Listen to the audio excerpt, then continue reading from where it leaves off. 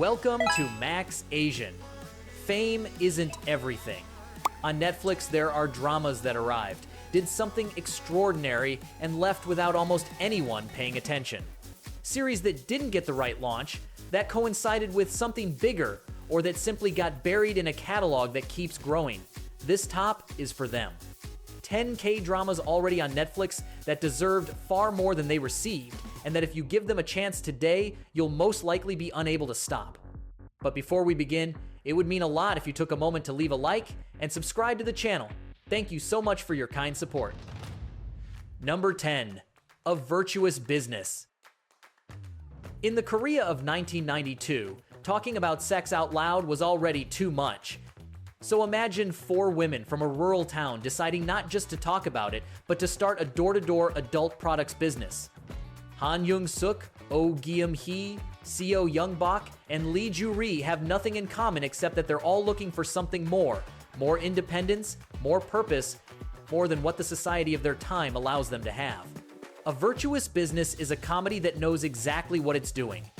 It uses humor to talk about serious things, female pleasure, everyday sexism, friendship as a lifeline without ever becoming a sermon. The female cast is its greatest asset. Kim So-yeon leads with a naturalness that makes her character feel real, not constructed. The biggest problem is that the series rushes too many of its threads toward the end. But what it builds before getting there deserves far more attention than it received. It's original, entertaining, and has a genuine heart. Start it without prejudice, and you'll find it hard to stop. Number 9. Such a Close Traitor.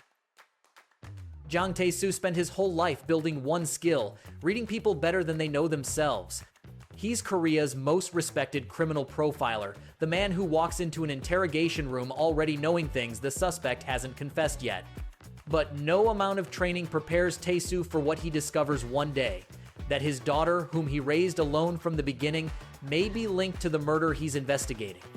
What makes Such a Close Traitor special isn't the mystery itself, which is solid, but the emotional layer of a father who has to choose between two truths that cannot coexist. Han Soo-kyu carries the weight of that conflict with a restraint that makes every scene hurt more than it appears to. The drama has you doubting everyone until the final episode, and that requires very precise writing that's achieved here. What doesn't fully satisfy is that some secondary threads don't get the space they deserve. But if you're looking for a psychological thriller that won't let you go, this is one of the best of the year on Netflix. Hard to watch in parts once it starts. Number 8. Romantics Anonymous. What happens when two people who can't connect with anyone normally find each other and discover that between them, they can? Hana Lee is a chocolatier with exceptional talent and social phobia that prevents her from making eye contact with any human being. Sosuke Fujiwara inherits a chocolate shop from his family and also can't touch anyone without something in him breaking. The day Hana comes to work at Sosuke's company, neither of them knows they've just met the only person with whom their world makes sense. Romantics Anonymous is a Japanese-Korean co-production with 8 episodes that feel generous in every minute. The series has the visual and emotional delicacy you'd expect from a story centered on two people who can barely touch each other, but it doesn't fall into melodrama. It's tender, sometimes hilarious, and builds its romance with a patience that feels almost like a statement of intent. What might frustrate some viewers is that 8 episodes is too little for a story that deserved more time. But within that format, it gets everything right. The chocolate as metaphor works without becoming cheesy, and the two leads have a connection that convinces from the first scene. A small gem that almost no one saw. Number 7. Mellow Movie. It all starts with two people who fall in love in the world of cinema, lose everything too quickly, and years later find each other in the most unexpected place, right across the street from each other. Ko Guillaume was a pure film lover who dreamed of every movie in existence. Kim Mubi was the aspiring director who changed his world. An accident separated them before their time. When their paths cross again, he's a film critic, and she's the director she always wanted to be, but between them lies a wound that neither one named. Mellow Movie works because Choi Woo-shik and Park Bo-young have a chemistry that needs no explanation. It's there from minute 1 and never cools down. The drama knows its greatest asset is the two of them, and lets them do their thing. The secondary story of the friends also carries its own weight, though at some point it competes with the main plot in ways that don't always add up. There's a certain slowness in the second half that can test patience. But the heart of the drama, a love that survived time but doesn't know if it can survive, the truth is written with a honesty that resonates. A bittersweet romance that premiered on Valentine's Day and stayed in memory far longer than one might expect given how little it was discussed. Number 6. Behind Your Touch. In Mujin, the quietest farming town in Korea, nobody expects anything out of the ordinary to happen. But Bong Ye-bun, the local veterinarian, has a secret she hasn't told anyone. Since an accident on a farm, she can see the past of any person or animal simply by touching their rear end. Yes, exactly as it sounds. And when unexplained murders start occurring in Mujin, Ye-bun decides to use her power to help Detective Moon Jung-yeol, the recently arrived city cop who believes in evidence and only in evidence. Behind Your Touch is the kind of series that draws you in with the absurd humor of its premise and keeps you for something completely different. A village thriller that builds its mystery with a precision that few comedies dare attempt. Han Ji-min has impressive comedic timing, and the dynamic between her and Lee Min-ki has just the right energy to carry 16 episodes without feeling long. The final episode has a detour that divided opinions and feels like the production had a last-minute change of plans. But what it built before that is so good that the ending erases nothing. One of the best examples of comedy thriller in recent years, completely underrated. Number 5. Crash Course in Romance. Nam Hong-soon was a national handball athlete. Now she runs a Korean side dish shop, raises her niece as if she were her own daughter, and looks after her older brother with the same unstoppable energy she once dedicated to sports. Choi Chi-yeol is the most famous math teacher in the country. He has a months-long waiting list, his students idolize him, and he learned long ago not to feel anything for anyone. When their paths cross in the world of university prep academies, neither of them was looking for what they ended up finding. Crash Course in Romance is more than a romantic comedy. It's also a brutal portrait of academic pressure in Korea and what it does to students, parents, and teachers.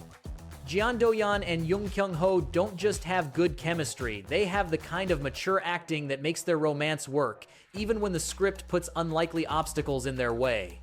The teenager's secondary storyline carries its own emotional weight that at times surpasses the main one, though that sometimes fragments the pacing. But none of those details diminish what it built, a series with genuine heart that blends genres with real skill. One of the most underrated dramas of that year, and one of the best recommendations for someone looking for something that truly moves them. Number 4. Tastefully Yours. Han Byung-woo inherited a massive food company, but has an unusual problem. He can't distinguish flavors. It's not that he doesn't care about food, he literally cannot experience it the way everyone else does. Mo Yeonju, on the other hand, lives for flavor. She has a single-table restaurant in a lost corner of the countryside with no sign because her clients find her anyway, and she cooks with the conviction of someone who knows exactly what her purpose in the world is. Tastefully Yours arrived on Netflix in May of 2025 and in its first week landed second globally among non-English language series. And yet, beyond that, little was said about it. Kang Ha-neul has all the elegant clumsiness of a character trying to learn something others take for granted, and Go Min-si supports him with an energy that asks no permission. The food cinematography is almost a character in itself. What doesn't quite work is the antagonist's arc in the second half, which takes space away from what actually works. But the soul of the drama, that idea that some things can only be learned when you find the right person to teach them to you, is there in every episode. One of last year's little gems that deserves far more love. Number 3. Racket Boys. What does a city boy do when his father drags him to a rural town at the end of the world to coach a school badminton team on the verge of disappearing? Yoon Hae-kang had no interest whatsoever in the sport, the countryside, or anything that wasn't his previous life. But when his father takes the coaching job in Haenam, there's no choice, they have to go. And what he finds there, a group of teenagers so different from each other, it seems impossible they could form a team, will change him more than he calculated.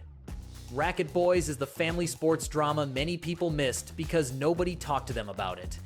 It doesn't have the intensity of a thriller or the central romance of a romantic comedy. It has something harder to find, which is the ability to make you genuinely care about all the characters, even the supporting ones. The young cast performances are a continuous surprise, and the drama handles humor and emotion with a balance very few achieve. There are moments where the pacing loosens more than it should in the middle of the series. But when the drama decides to tighten up, it has you completely on its side. One of those series where when it ends, you find yourself wishing there was more. Perfect to watch with someone. Number 2, Mad for Each Other. It all starts with two people who hate each other at first sight because they're both broken in ways they don't know how to name yet. No Huio is a detective, temporarily suspended from service due to anger outbursts he can't control. Lee Min-kyung has a respectable job, an impeccable appearance, and a past trauma that makes her distrust everyone and build paranoia where none exists. They're neighbors. They share a psychiatrist. And every time they cross paths, something explodes. Mad for Each Other is the most underrated series of its year and probably of recent years on Netflix. It has only 13 episodes of less than half an hour each, and in that compressed format, it achieves something that 20-episode dramas fail to do. Build two characters with mental health portrayed with genuine respect, and a romance that's born from mutual understanding, not just misunderstanding or physical attraction.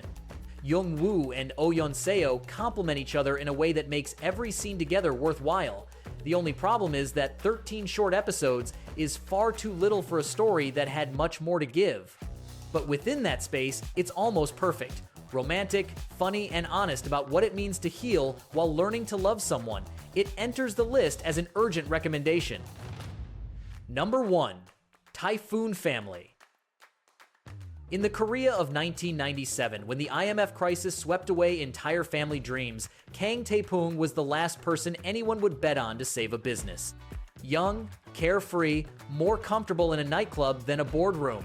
But when his father dies and leaves him, the Typhoon Company on the verge of collapse, there's no one else. And Tae-pung, whether he wants to or not, has to learn in real time what it means to be responsible for something bigger than himself. Typhoon Family is number 1 on this list, and it earned it by building something very few dramas seriously attempt, a period portrait that neither idealizes nor over-dramatizes, but tells the story of ordinary people trying to survive a real economic earthquake with dignity and hard work. Lee Jun-ho delivers perhaps his best performance to date, moving from the comedic to the vulnerable, without either moment feeling forced. Kim Min-ha accompanies him with a solidity that holds the entire emotional weight of the series. The drama can feel slow for those looking for a more active pace in its early episodes, but that measured construction is exactly what makes every moment of tension hit harder. A series that stays with you long after you finish watching, and that deserves to be in the conversation about the best of last year. The best obscure Netflix drama on this list, without question. And that brings us to the end of this top of underrated K-dramas that definitely deserve more love. The truth is, Netflix has much more than it seems if you take the time to look beyond what the algorithm pushes. If you enjoyed this video, don't forget to leave a like, subscribe, and hit the bell so you don't miss our upcoming content. Had you seen any of these dramas? Which one on the list surprised you the most? Let me know in the comments. Bye.